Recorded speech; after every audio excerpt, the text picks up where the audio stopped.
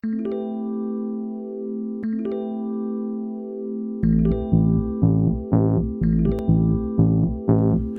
out with Stewie. Speak out with Stewie. Speak out with me. Let your voice free. Speak out with Stewie. Okay. How are you? I'm so well. How are you? I'm good. Good. Thank you so much for coming on my web series, Speak Out with Stewie. Just trying to get some perspectives from some of our younger generation so that we can be educated about some things that you guys have gone through or going through. Okay. I am Reagan Baird Edwards, and I graduated from Garland High School in 2011, where you were my coach and teacher on the speech and debate team. And I am turning 27 on Tuesday.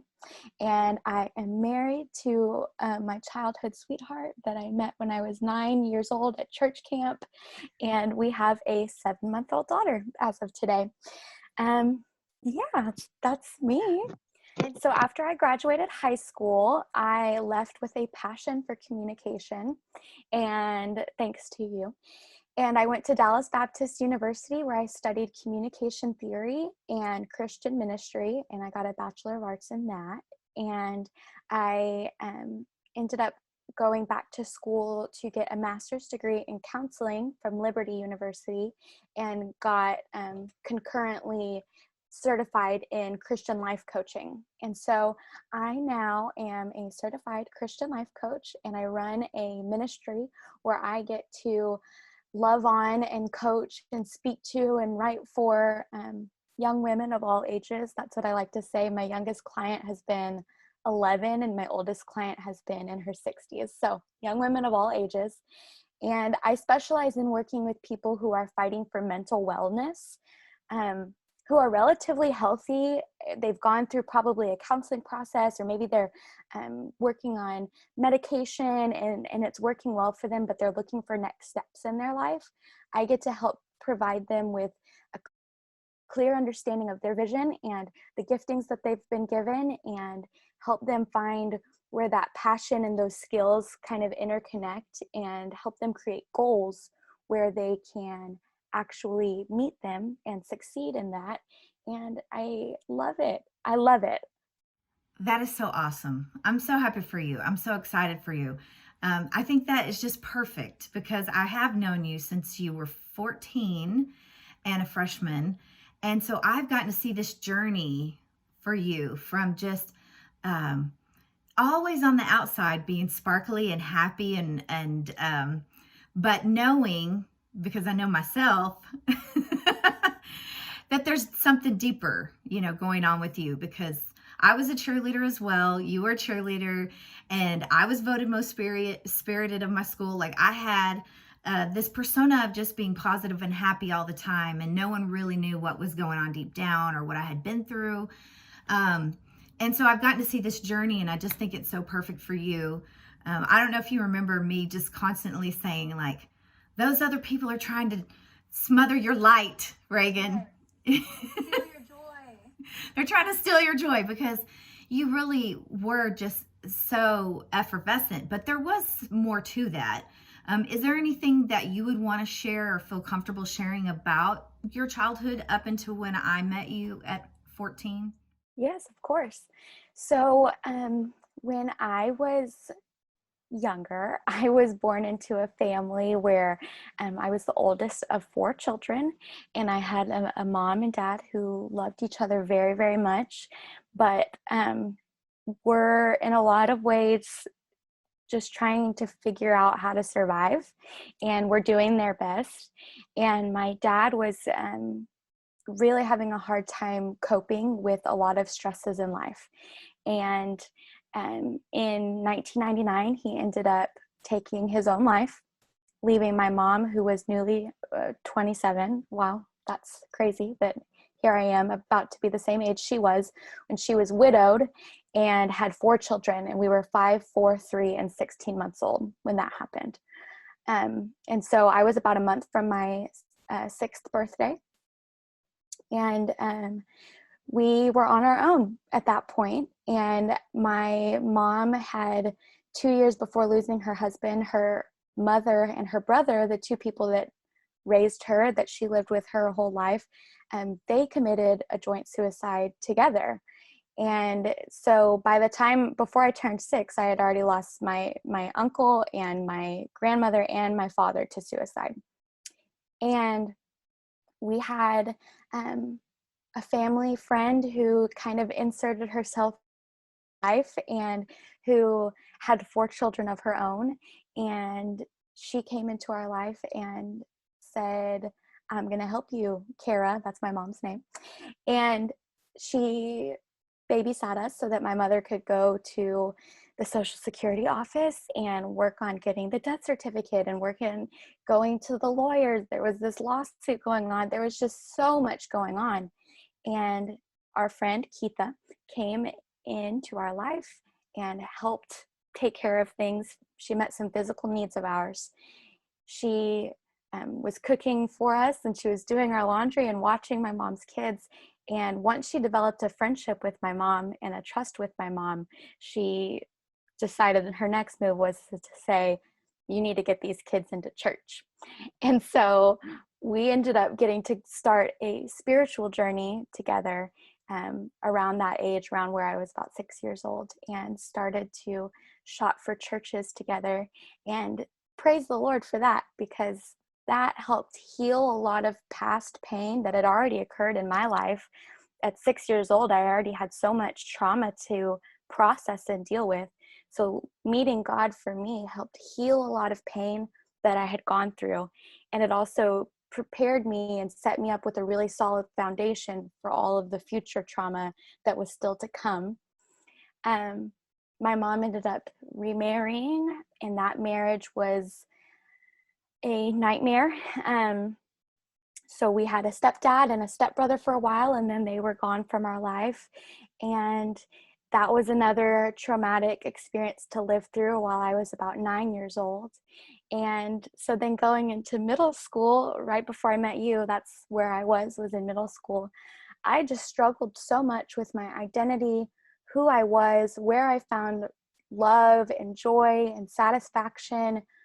Who was supposed to tell me that they love me? Who was supposed to protect me? Who was supposed to be a stronghold for me? I knew it could be Jesus. I knew I wanted it to be Jesus. And I also was, 10, 11, 12 years old, and was trying to figure out my place in the world. And I was seeking a lot of attention from people in the world. And there were people who didn't like me, people who didn't understand me, people who made fun of me, there was a lot of people who didn't understand me, because I had gone through a lot that a lot of kids don't go through. And I ended up starting to try to find my love and joy and satisfaction and identity in dating. And at 12 years old, had my first relationship with a boy that lasted for 11 months. And so I became this serial dater where I would just try to love with my whole heart, and I would just try to pour everything I was into somebody who needed me and wanted me and provided me with security. And nobody is secure enough to do that, especially as a 12-year-old, 13-year-old kid, let alone as you grow up and grow older. Still, people are not meant to fill all of the gaps in your life or all of the love that you're missing. And so I put really unrealistic expectations on people and was let down a lot. And I started to struggle with my own bouts of depression during that time. And so when you met me, I was new in high school. I had very few people that I really trusted or knew enough to call my close friends. I was trying to achieve some sort of popularity or acceptance. I was really filled with a lot of joy, but a lot of people thought it was really fake, which is sad because it was real, but it was just draining to continue to prove myself to people. And I didn't really like getting into all of my past all the time, but I wanted people to know like this authentic version of me. It was just confusing. And here I was, a ninth grader. I felt not pretty enough, not happy enough, not fun enough. I didn't want to drink with my people around me. I won't incriminate anyone, but I didn't want to participate in the partying that people were already doing at 13, 14 years old. I was kind of the buzzkill who tried to love Jesus and boys. And I wasn't dating around a lot of boys. I was a very monogamous dater, but I was just kind of a buzzkill to people around me, and people didn't really get me. So I came into your classroom trying to figure stuff out, and you saw something in me that I think you recognized a part of yourself in me, and you took me under your wing and made me like a daughter to you. You were my school mom, and you really helped me over those 4 years, not mostly survive high school, but also help set me up to be able to really bloom once I got into my college years. And so that's a lot of what happened before I met you. Ooh, okay. Yeah, I was like, is she going to say everything that, yeah, she's going to say everything. But, you know, when you get to the point where you are, especially as a counselor, I think you really have an understanding of how much your testimony, your experiences can help someone who is in the same position. If there is a younger girl or woman, or even an older woman who is putting all their faith and their belief just in a man or a woman or someone they love, that's really not going to be the only thing. Right. Or even their parents, even the people that you're born to, you trust them to be the ones to take care of you. And sometimes they fall short too, because they're humans. Right. And so I had a wonderful, amazing angel woman of a mother, but my father really, he had his own demons and he was taken by them. And that set me up with a lot of disappointment and a big gap in my life that I tried to fill with other people for a long time. Right. But I think that that's so important that you share when you're ready. You know, not everybody's ready. I've reached out to a few students, former students who've said, I'm not ready. And I said, trust me, I understand. I didn't speak about what happened to me, the real nitty gritty, until I was 40. And that was 25 years after the event. And then it took me another year just to say the word rape. And it took me another 7 years after that to admit the childhood sexual abuse that I had been through. And publicly, it just came to me during a faculty meeting, and I was trying to advocate for the students, that the teachers were just going, well, they have no reason to be this way or that way. And I'm like, you don't know, because no one knew about me. I was the head cheerleader and nobody knew what was going on with me, in my mind, in my experiences, and in my home. Right.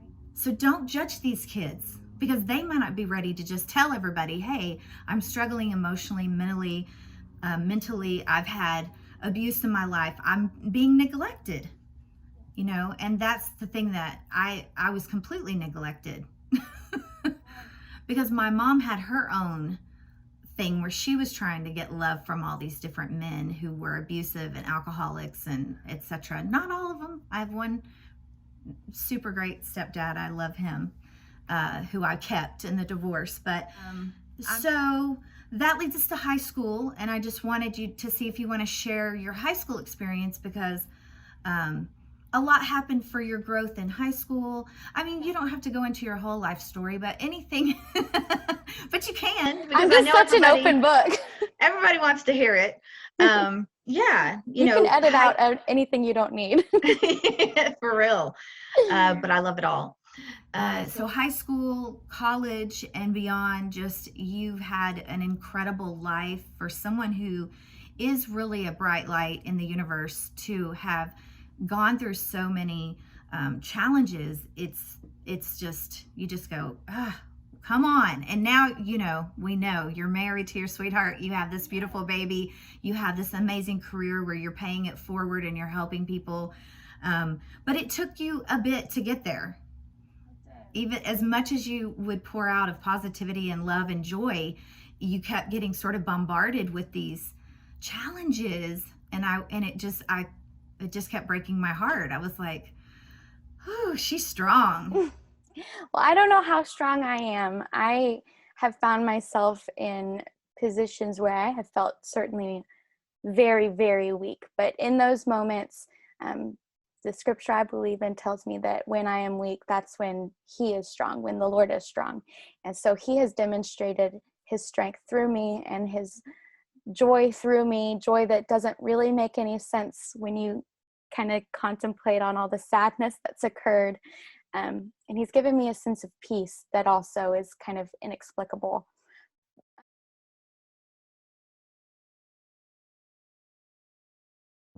Speak out with Stewie. Speak out with Stewie. Speak out with me. Let your voice free. Speak out with Stewie. Speak out with Stewie. Oh. Let your voice ring and we will sing. Speak out with Stewie. Speak out with Stewie. Together we're in harmony. Speak out with Stewie. Speak out.